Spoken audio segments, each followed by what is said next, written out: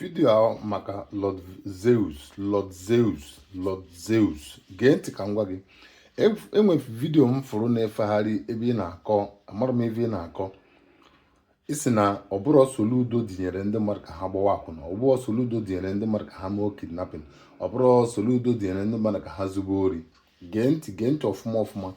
Ọ bụ na ị join go politiks ime ka anyị mara na n'ive m na-agwa gị, maka na otu isi na-ekwuzi okwu o gosiri na mebi achọrọ m ikwu na irie n'aka azụ, ọ dị ka ị chọrọ ịba politiks.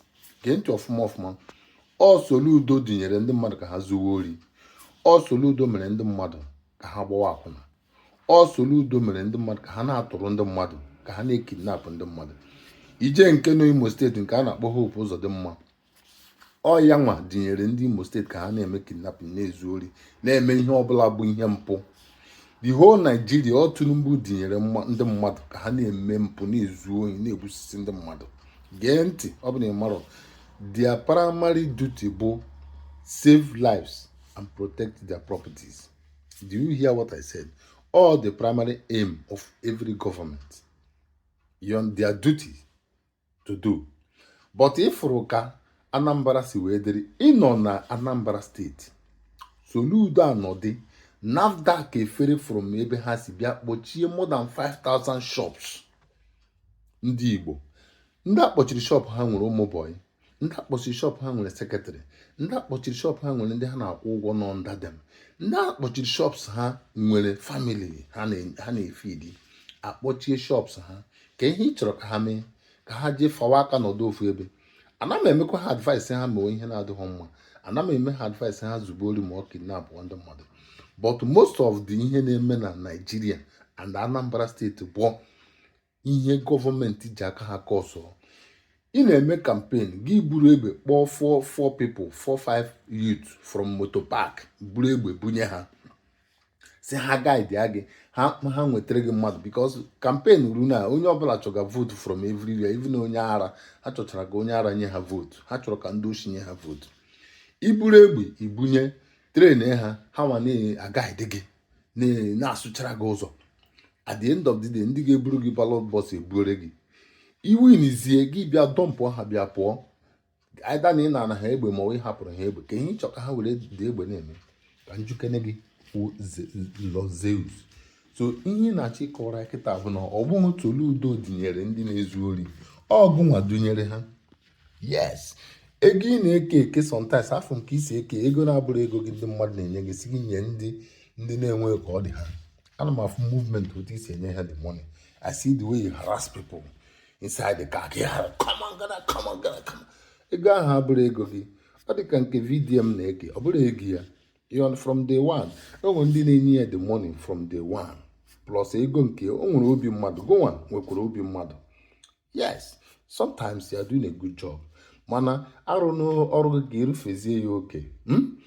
Ịchọọ ịsọpọtụ Soludo, bupụta iru gị ka amara na ị na-asọpọtụ Soludo.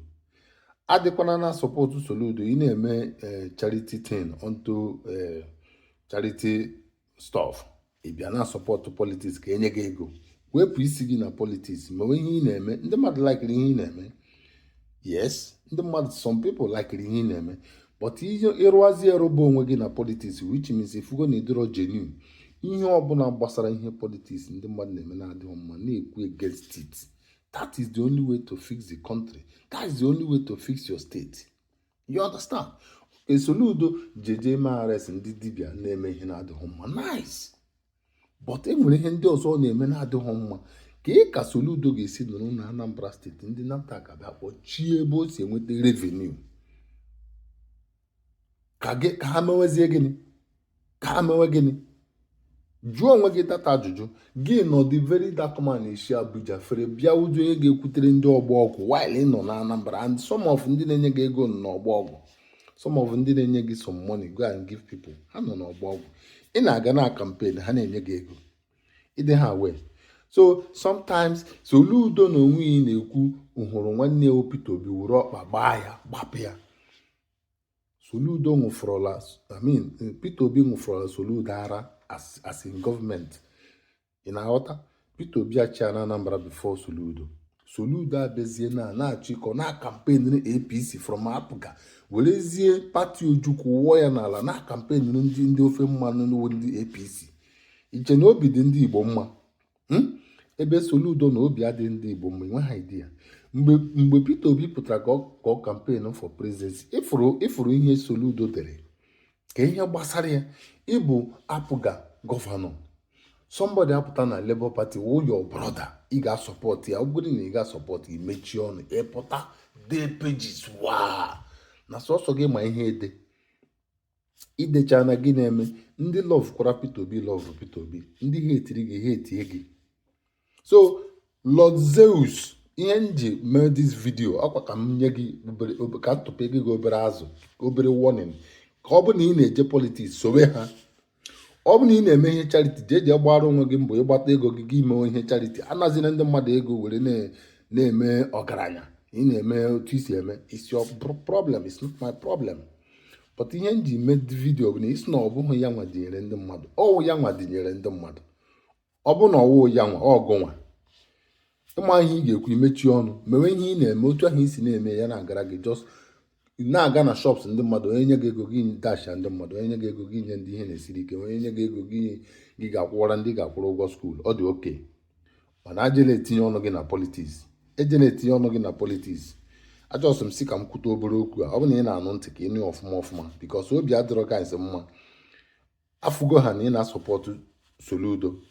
Soludo abụghị onye a na-asọpọtụ. Soludo na-asọpọtụ bụ nwanne ya. Onye ga-asọpọtụ ya bịanụ ka obi jee second term na ya bịa ka o jee second term n'ebe ọ na-asọpọtụ onye ofe mmanụ. Uche o nwere uche ya ezuchaghị oke. School abụrụ everything, wisdom akọ na uche bụ ihe eji eje. Ị na-aghọta ihe m na-agwa gị? So ejezina that side, mara ọnọdụ. Ndị akpọchiri shops ha na ọgba ọgwụ, jụọ onwe gị ihe the secretaries, ụmụ boy and ndị ọzọ ga na-eme. Ọ ihe Soludo kọsụrụ. Onye na-eme fake drugs ihu ya gị kpọchie ya. Ị nwere polisi, ị nwere navy, ị nwere everything. Ka ihe ji ga-akpọchiri onye na-eme fake drug enwe ji gị aka. So ịnọzi dia ndị NAFDAC efere from Abuja or from anywhere bịa jọmpụọ gị bịa kpọchisia shops ndị mmadụ ebe isi enweta revenue. Ndị ọgba ọgwụ ha anaghị akwụ tax, ha na-akwụ tax na Anambra. Why would you allow NAFDAC to come and lock their shops? Go on Lord Zeus ekwu kpakam about it. Ịnọdụ na-akọ bullshit. Mara ka isi ekwu okwu before nkịta aracha gị anya. Nọdụ ọfụma. Ịchọkwa emebiere gị ihe ị na-eme. Ọ bụ na ị mara ihe ị na-eme ebido mebiere gị ihe ị na-eme ije chọba ihe ị ya arụ. Ọ bụ na ego a ndị mmadụ na-enye gị isi nye ndị mmadụ, ọ bụ na ọ bụ ogo gị isi emebiere gị ije chọba ọrụ ị na-arụ. Ọ bụ na iwu mekanik ije baa mekanik and ị chọrọ inye ndị mmadụ ego, nye ndị mmadụ ego ntụ na ọ bụ ogo nwa nwede ọ ego ndị mmadụ nyere gị. It's not your money. Bụrụ ego gị mara ọnọdụ ọfụma. Lord Zeus gụnwa nwe vidio a completely. Ọ bụ na ịchọ ka emebiere gị ihe ị na-eme emebie, ịchọkwa ka ahapụ otu ahụ ọ dịkwa ahapụ ya. Mara ọnọdụ ọfụma.